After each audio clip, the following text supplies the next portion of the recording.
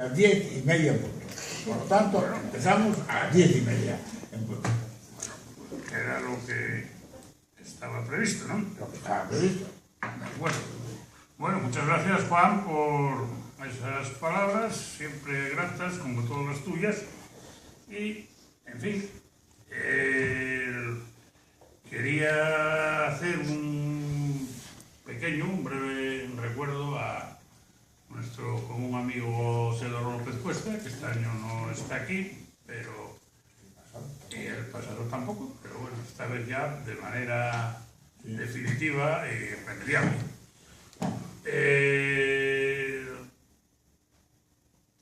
Y vamos con lo nuestro.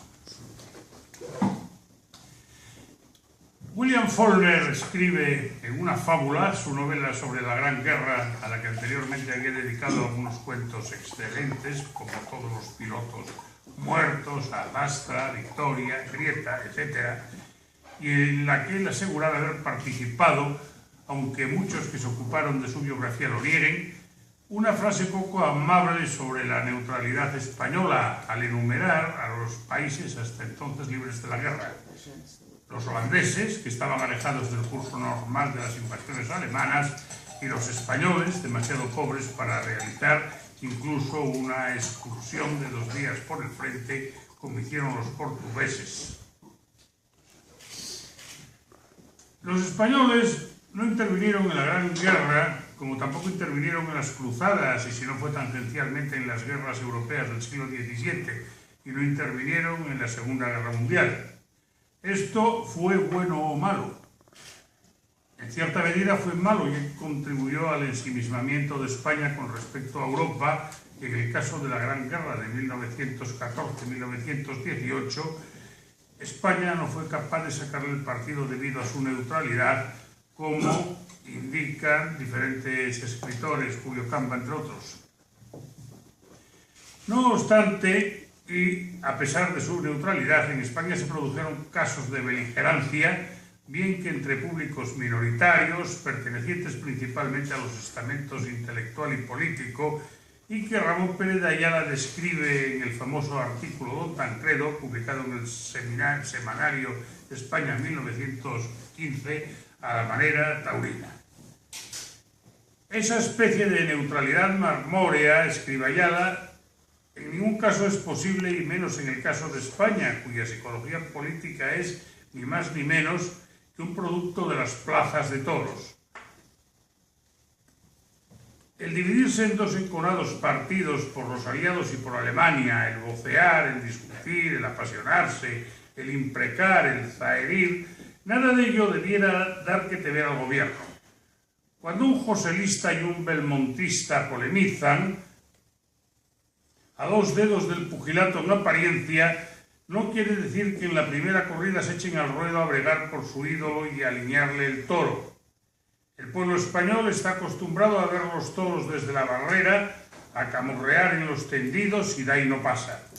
Por tanto, aquellos que sostienen y propagan clamorosamente que quienes simpatizan con los aliados pretenden incubar la intervención armada de España, o no saben lo que dicen o mienten de propósito.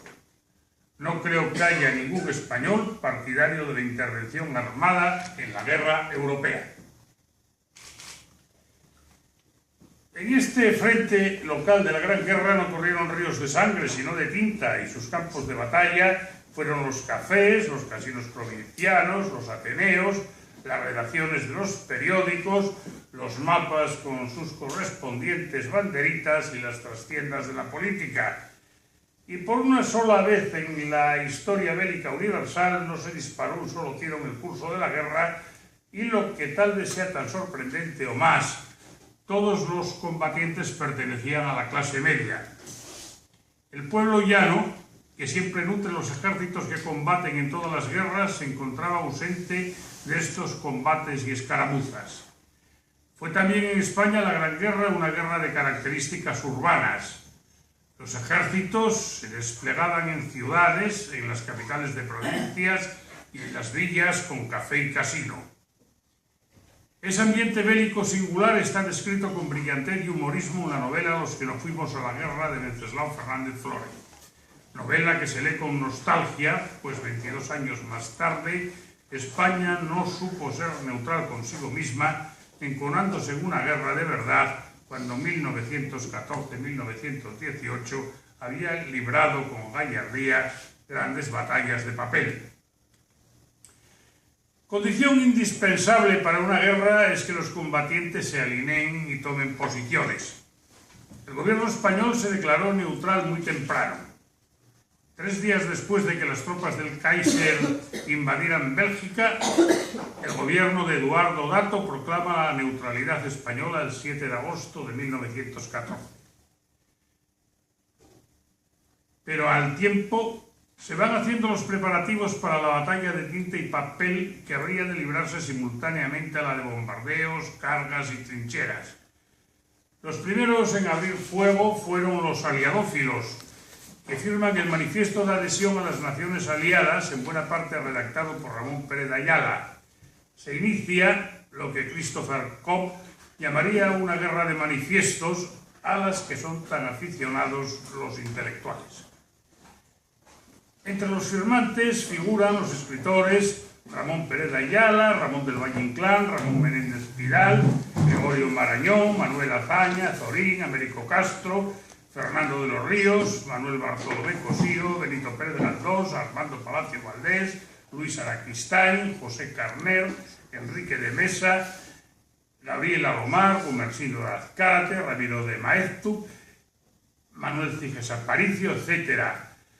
Además de Manuel de Falla, Joaquín Turina, Rogelio Villar, Amadeo Vives, los pintores Ignacio Zuloaga, Julio Romero de Torres y Ramón Casas, y otros muchos de muy diferentes profesiones y de muy diferentes actividades artísticas, ya que hemos visto que figura en esta lista resumida que les he dado, pues escritores, catedráticos, publicistas, músicos, pintores, etc. Pronto se manifiesta otro grupo compuesto por lo que Agustín Coletes califica como los más prudentes, que hacen protestas de pacifismo y neutralismo, y entre los que se cuentan José Echegaray, Manuel Bueno, Mariano de Cabía, Luis de Zulueta, Ramón y Cajal, y entre los representantes de la clase política, el más destacado y significativo es Cambó, grupo que no tardará en tener su expresión en el Manifiesto de los Amigos de la Unidad de Europa, encabezado por Eugenio Dors y con las firmas de Montoliu, López Picó, Maso Torrents y otros, a quienes Pérez de Ayala califica como germanófilos abiertos y neutralistas declarados. Finalmente, en 1916 se publica el folleto El Año Germanófilo, encabezado por las firmas de Jacinto Benavente y Juan Vázquez de Mella, y entre los germanófilos se cuentan Pío Baroja, Rafael Cansinos Asens, Carlos Arniches, Pedro Muñoz Seca, Salaverría, Edgar Neville, Julián Juderías, un jovencísimo Dámaso Alonso, Julio Palacios, Rey Pastor, Castanto Beñas, Bosquín Pera, Moreno Carbonero, y los políticos José Calvo Sotelo, Gil Robles y Herrera Oria. Posición especialmente desairada fue la de Ortega y Gasset, liberal pero educado en Alemania, que estampa su firma en el primer manifiesto aliadófilo, pero rehúsa volver a hacerlo en 1915, junto con las firmas de Pérez de Ayala, Pérez Galdós, Azorín, etc. Entre los aliadófilos se distinguen claramente dos tendencias: los principalmente anglófilos, como Pérez de Ayala, y los más numerosos francófilos. Valle Inclán entiende que se trata de una lucha entre el francés hijo de la loba latina y el bárbaro germano, espurio de toda tradición. De un combate, pues, entre la civilización latina y la barbarie asiática. Otros francófilos decididos son Menéndez Pidal, Azorín, Manuel Azaña, Antonio Machado, muy en consonancia con su condición de profesor de francés, etc. En cambio, pues, lo mismo que Pérez de Ayala, Maeztu, debido a su formación inglesa, pues es aliadófilo anglófilo, por así decirlo. En cuanto a las publicaciones periódicas, aquí no nos vamos a extender por motivos ya apuntados. Citemos a modo de ejemplo La Tribuna, que es un periódico germanófilo, y el semanario España, aliadófilo. Con estas listas podrían establecerse diferentes tipos de relaciones, en primer lugar de carácter ideológico, pero deben desestimarse otras menos desinteresadas. El republicanismo y el afrancesamiento de Blasco Ibáñez no se ponen en duda, pero como señala Ramón Gómez de la Serna, tal vez malévolamente, el estallido de la guerra de 1914 le vino personalmente y económicamente muy bien. El novelista valenciano había fracasado en su aventura de colonizador, creando la colonia Cervantes en Río Negro con el aval de 1 millón de pesos para producir arroz en gran escala, con la consiguiente quiebra del banco que le avalaba, dando al traste con las utopías expuestas en Argentina y sus riquezas. Gómez de la Serna escribe que todo se le enreda un poco, pero ahí viene la guerra del 14 que le ha de poner a la otra orilla de todo lo sucedido, y detrás de una cortina de humo nombrado director de la Casa de la Prensa en París, desde donde hace toda la propaganda aliadófila en español, y se distribuirán libros de autores franceses vertidos al castellano. Según el propio Blasco, en el prólogo a Los 4 jinetes del Apocalipsis de 1923, es decir, en el prólogo a la edición de 1923 de esta novela, la idea de la novela fue del presidente de la República, Poincaré, el cual le dijo: yo quiero que vaya usted al frente, pero no para escribir los periódicos, eso pueden hacerlo muchos. Vaya como novelista, observe, y tal vez de su viaje nazca un libro que sirva a nuestra causa. Como se puede comprobar, el escritor español siempre hizo ostentación, no Blasco Ibáñez solo, me refiero al escritor español en general y al hispanoamericano muy en particular, siempre hizo ostentación de estar bien relacionado. Y nada digamos, ya digo, de los hispanoamericanos, como uno recientemente fallecido, tan fervoroso de sanguinarios dictadores caribeños como de presidentes de República europeos y de testas coronadas. La novela, fuera idea de Poincaré o no, resulta sumamente beneficiosa para la causa de los aliados y para la del propio novelista, que se convirtió, según él, en uno de los escritores más famosos del mundo, un poco por debajo de la Biblia, pero por encima de Kipling. Gracias a su novela, su efigie adornaba las cajetillas de cierrillos, y la versión cinematográfica lanzó al estrellato a un repeinado Rodolfo Valentino, que produjo verdadera conmoción en buena parte del sector femenino de la civilización occidental. Su segunda novela aliadófila, Mare Nostrum, causó menos impacto, pero aún así presenta la otra cara de la guerra en el mar, en la que el Mediterráneo es la expresión de la latinidad del título frente a la barbarie germánica. Las expresiones de esa barbarie en la pluma de Blasco Ibáñez alcanzan momentos de un naturalismo feroz que recuerdan a otro escritor español de época pasada describiendo las atrocidades de otra guerra desarrollada más allá de nuestras fronteras, la de los 30 años, y tomando también partido. En El padre Nierenberg, en su diferencia entre lo temporal y eterno, toma aquí partido por los alemanes, siendo el de familia alemana, y atribuyendo a los suecos toda clase de salvajadas, como los brutales asesinatos de niños recién nacidos, a los que también se refiere Blasco Ibáñez al relatar la entrada de los ejércitos del Kaiser en Bélgica. En el aspecto ideológico es muy claro que hay posiciones muy definidas entre aliadófilos y germanófilos. Los primeros son liberales, republicanos, algunos vinculados al institucionismo, como Manuel Bartolomé Cosío y Azcárate, y otros al socialismo, como Luis Araquistáin y Fernando de los Ríos, que militaría en el PSOE después. Por el contrario, los germanófilos son de tendencia conservadora y entre ellos están representadas las variantes del conservadurismo español desde el tradicionalismo de Vázquez de Mella al catolicismo militante de Herrera Oria. Pérez de Ayala afirma que el objetivo fundamental de los aliados era la democratización del mundo y conseguir la absoluta libertad política para todos los pueblos que no gozan de ella.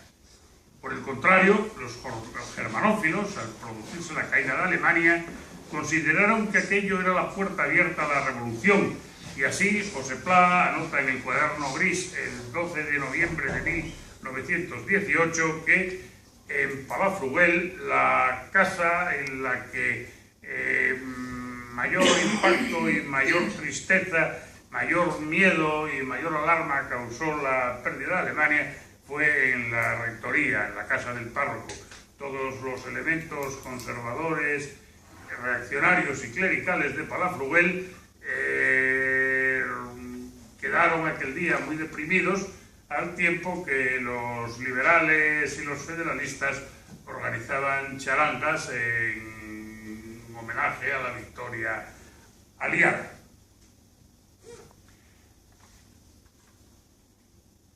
Dos escritores tan distintos como Antonio Machado y Julio Camba entendieron en pleno conflicto que la actitud de España en la guerra podía ser una oportunidad perdida. Machado evoca en el severo poema España en paz, incluido en Elogios, un mundo en guerra y en él España en paz, que le da título. ¿Pero qué clase de paz? Machado parece estar conforme con las dos posibilidades que expone en sus versos. No leeré el poema entero por motivos de... Sí, tampoco voy a explicar los motivos, que los conocen todos ustedes, y así ahorramos tiempo. Machado, por ejemplo, escribe: si eres desdén y orgullo, valor de ti, si bruñes en esa paz valiente la enmohecida espada, para tenerla limpia, sin tacha, cuando empuñes el arma de tu vieja panoplia arrinconada, etc. Si sabes cómo Europa entera negaba en una paz sin alma, en un afán sin vida, si sabes que esos pueblos arrojan sus riquezas al mar y al fuego, todos para sentirnos hermanos, etcétera, etcétera. Terminando el poema: entonces, paz de España, también yo te saludo, y a ti la España fuerte, sigue en esta paz bendita, en tu desdeño esculpes como un escudo, dos ojos que avizoran y un ceño que medita. Se trata de uno de los poemas más farragosos de Machado y de los menos claros. ¿Qué pretende decir el poema con tantas oraciones intercaladas? Las condicionales nos dan motivo para sospechar que el poeta no está muy convencido de la paz española, que puede ser paz desdeñosa y paz cobarde, y tal vez haya sido una ocasión perdida. Se refiere a un rearme moral o teme, como en efecto sucedió, que la neutralidad española haya sido un factor más del ensimismamiento y aislamiento de nuestro país. Algunas de estas cuestiones las expone Julio Camba con mucha mayor claridad y mejor gramática en el artículo La neutralidad española, escrito durante su estancia en Suiza como corresponsal y que forma parte de la serie La guerra desde Suiza, publicada en el diario ABC. En estos artículos Camba dilucida sobre cuestiones menores, pero no exentas de importancia, como la influencia de los uniformes en la moda y su nefasta influencia de la guerra en la cocina.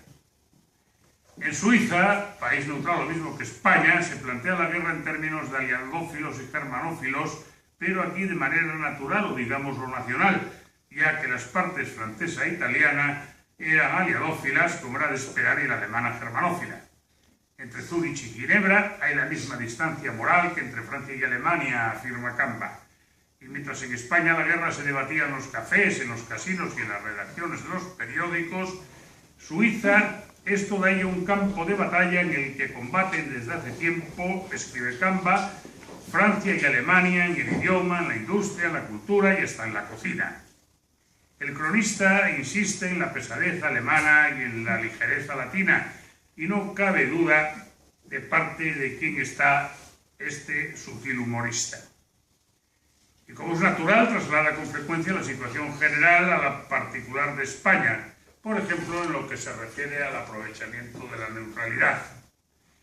Esta neutralidad ustedes debieran organizarla como se organiza una guerra. Debieran ustedes hacerla valer diplomática e industrialmente. Una neutralidad consciente y activa, no esa neutralidad perezosa de no querer complicarse la vida y de no querer mezclarse en los destinos de Europa. La neutralidad de ustedes debiera tener primeramente un sentido práctico con el cual podrían iniciar un renacimiento de su comercio y de su industria, aprovechando el trastorno que se ha producido en la industria y el comercio de todos los países beligerantes, a excepción de Inglaterra. Y al mismo tiempo, ustedes podrían ser neutrales de una manera útil para los demás. Sean ustedes neutrales, en fin, pero con una neutralidad activa, útil y generosa, es decir, abriendo suscripciones en beneficio de las víctimas de la guerra, enviando batallones de enfermeros voluntarios, abriendo las fronteras a los perseguidos y refugiados, etc. Los aliadófilos se mostraron en todos los órdenes mucho más activos que los germanófilos. El caso más destacado sería el de Blasco Ibáñez, quien, según informa en el prólogo a los enemigos de la mujer, durante los 4 años que duró el conflicto, escribió en beneficio de la causa aliada en la prensa de España y América, publicó 3 novelas y un cuaderno semanal sobre la historia de la guerra y, además, hizo muchas traducciones y otras labores literarias oscuras para la propaganda en favor de los aliados, con jornadas de 12 horas diarias de trabajo en el París sitiado. Ramón Pérez de Ayala puede ser considerado como su equivalente en España, aunque sin demostrar tanta actividad ni tanto sacrificio. Es verdad que también su recompensa fue menor, aunque hay quien supone que de ahí vino su buenísima relación con Manuel Azaña, que acabaría haciéndole embajador en Inglaterra. Él y otros escritores escribieron infinidad de artículos, pronunciaron multitud de conferencias, visitaron los frentes de Francia e Italia. Entre estos se cuentan el propio Ayala, Valle Inclán, Menéndez Pidal, Azorín, Azaña, etc. Y aún algunos escribieron obras que superan por su extensión y su intención el artículo periodístico, como es Germán encadenado de Ramón Pérez de Ayala. Cito estas y no otras porque es la más representativa en una parte y por otra parte porque es todavía asequible al público lector, anda por ahí publicada al menos en las obras completas de Pérez de Ayala. El cual, en la colección de cuentos El ombligo del mundo, incluye 2, El grano de pimienta y 1000 perdones y Clip, en los que, si el conflicto europeo no es el asunto principal como los que no fuimos a la guerra, el ambiente es muy parecido al de la novela de Fernández Flórez. En Recastro, la villa capital del Valle de Congosto, donde se desarrolla el ombligo del mundo, la guerra que se libra más allá de los Pirineos crea facciones batalladoras y enemigas. Los motivos por los que los vecinos toman partido, al menos entre los germanófilos, son de peso. El bando de los aliados estaba capitaneado por Bocina y el de los germanófilos obedecía la jefatura de uno de los párrocos, el Padre Eterno, un cura de armas tomar, el cual, no obstante, admitía la autoridad por encima de la suya de 1000 perdones debido al extraordinario parecido de este con el Kaiser, de lo que se deducía hasta un posible parentesco, pues, como se decía en la villa, al hacerse evidente tal parecido, 1000 perdones viene de tronco hidalgo, los hidalgos astures vienen de los godos vinieron de Alemania. ¿Quién quita que 1000 perdones sea consanguíneo del Kaiser? Por su parte, Grano de Pimienta, otro de los personajes del cuento, inseparable de 1000 perdones, se hace comisionista de carbones, naviero y en consecuencia millonario. Compra el ferrocarril de Congosto. Siguiendo la norma común al resto del país, las gentes progresistas eran aliadófilas y los retrógrados y clericales germanófilos. Pero además, durante la Guerra Europea, muchos habitantes de Congosto, señaladamente los mercaderes, se enriquecieron de súbito, aleatoriamente, sin que en la industria colaborase la Minerva. El dinero se les venía a las manos y se les filtraba enseguida de entre los dedos, como sucede cuando se hace un puñado de arena. El dinero mal adquirido obedece a la fuerza centrífuga, se escapa por la tangente. Y como el dinero corría, se funda un casino al que quedó el nombre de Club, que naturalmente remite al de club, y los burgueses jugaban en el club y los artesanos, la marinería y los labriegos lo hacían en los garitos, las tabernas y los chigres.